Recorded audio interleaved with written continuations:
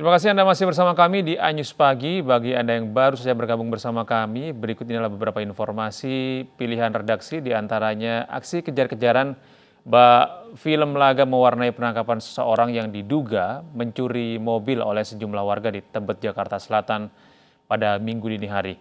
Terduga pencuri yang tertangkap tewas akibat dihakimi warga.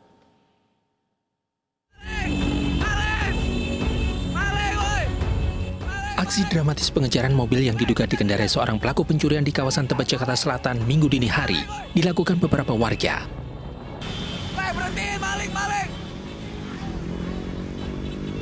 Sejumlah warga dengan mengendarai sepeda motor mengejar sambil berteriak meminta pertolongan. Teriakan tersebut menarik perhatian warga lainnya yang ikut mengejar terduga pelaku.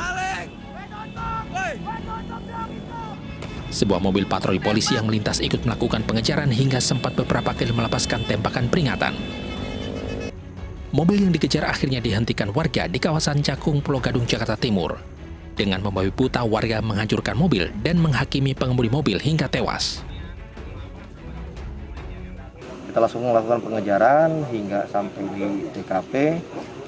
Untuk kendaraan juga sudah dalam keadaan rusak berat, dan juga akhirnya kita sudah olah TKP juga untuk diduga pelaku dalam keadaan meninggal dunia.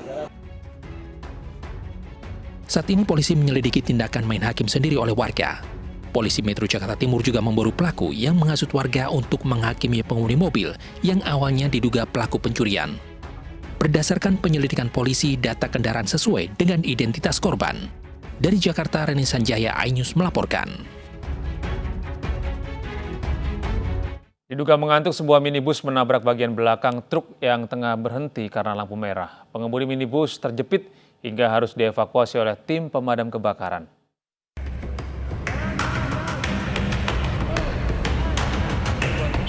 Proses evakuasi seorang pengemudi minibus yang menabrak truk saat tengah berhenti karena lampu merah di Jalan I Gusti Ngurah Rai Durensawit, Jakarta Timur berlangsung dramatis. Petugas Sudin Penanggulangan Kebakaran dan Penyelamatan Jakarta Timur berupaya mengevakuasi pengemudi yang terjepit di ruang kemudi mobil yang ringsek hingga menghimpit korban. Kejadian berawal saat supir minibus melaju dari arah Jatinegara menuju Pondokopi. Tiba-tiba minibus menabrak bagian belakang truk yang tengah berhenti di lampu lalu lintas. Diketahui korban mengemudi dalam kondisi mengantuk sehingga tidak fokus dalam berkendara. Nah, kita mau belok kanan, kita pergi belakang. Udah gitu aja. Ya. Posisi lagi lampu merah. Merah posisinya. Proses yang kita lakukan tadi yaitu menarik setir ya, tongkat setirnya itu ke depan. Setelah hampir 30 menit korban berhasil dievakuasi. Korban mengalami luka pada bagian wajah dan patah tulang pada bagian kaki kanannya dan langsung dibawa ke Rumah Sakit Islam Pondokopi. Dari Jakarta, Rio Manik, iNews melaporkan.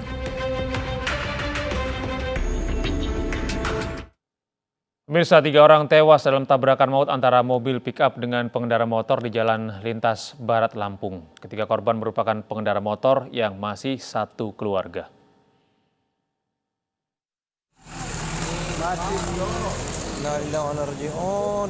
Tabrakan maut terjadi antara mobil pick-up bermuatan pasir dengan sebuah motor metik di Jalan Negara, tepatnya di Pekonway Gelang, Kota Agung Barat, Lampung, Minggu pagi. 3 orang tewas dalam tabrakan tersebut.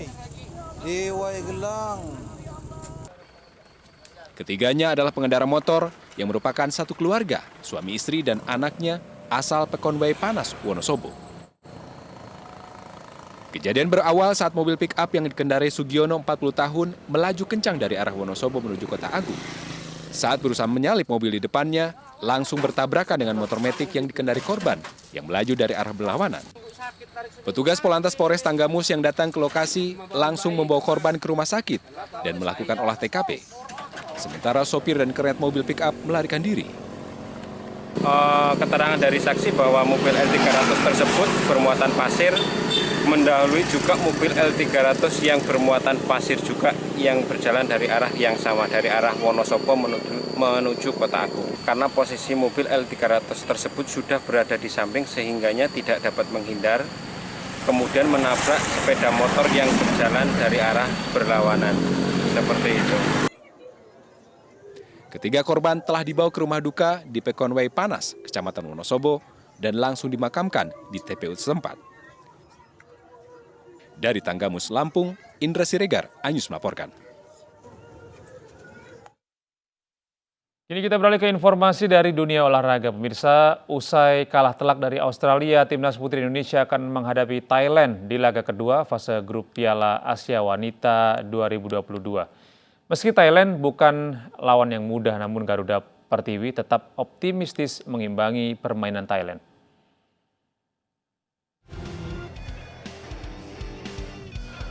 Garuda Pertiwi harus takluk dengan 0-18 atas Australia pada laga perdana fase grup Piala Asia Wanita 2022. Kekalahan ini menjadi yang terbesar dialami Garuda Pertiwi di turnamen internasional. Meski kalah menyakitkan, namun timnas Indonesia harus kembali bersiap karena di laga kedua mereka akan menghadapi lawan yang tak kalah berat, yakni Thailand. Thailand sendiri sebenarnya juga kalah pada laga pertama fase grup atas Filipina.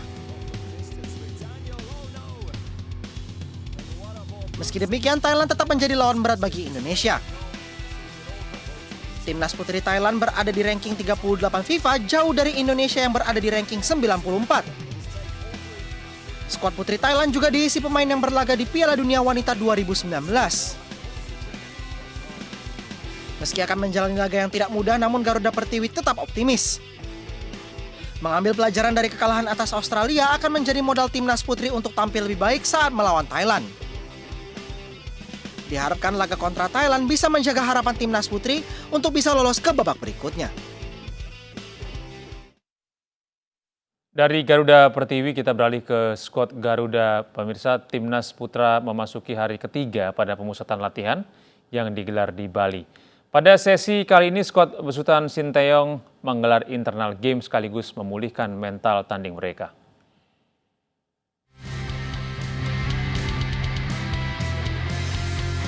Memasuki hari ketiga pemusatan latihan, timnas Indonesia menggelar internal game di Stadion Gelora Samudra Badung, Bali. Pelatih Sinteyong menyebut fokus persiapan timnya untuk sesi kali ini adalah perbaikan mental. Setelah pengembalian mental, skuad Garuda akan digembleng latihan taktik. Sinteyong berharap pemainnya bisa menunjukkan performa terbaik dalam uji coba melawan Timor Leste nanti.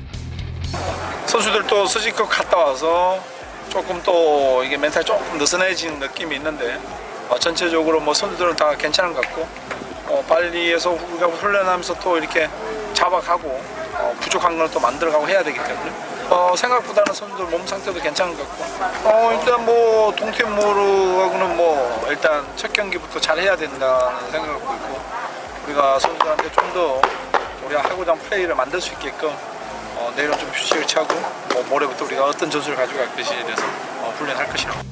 Evan Dimas dan kawan-kawan akan menghadapi Timor Leste pada 27 dan 30 Januari mendatang. Secara rekor pertemuan, skuad Garuda terlalu superior atas tim berjuluk Lafayette itu.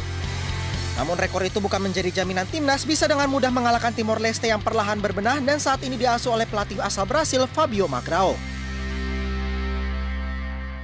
Ya pemirsa, informasi dari dunia olahraga tadi sekaligus menutup jumpa kita dalam Anyus Pagi hari ini. Saya Gede Satria, pamit undur diri. Terima kasih atas kebersamaan Anda. Selamat beraktivitas, tetap sehat, tetap semangat, dan sampai jumpa.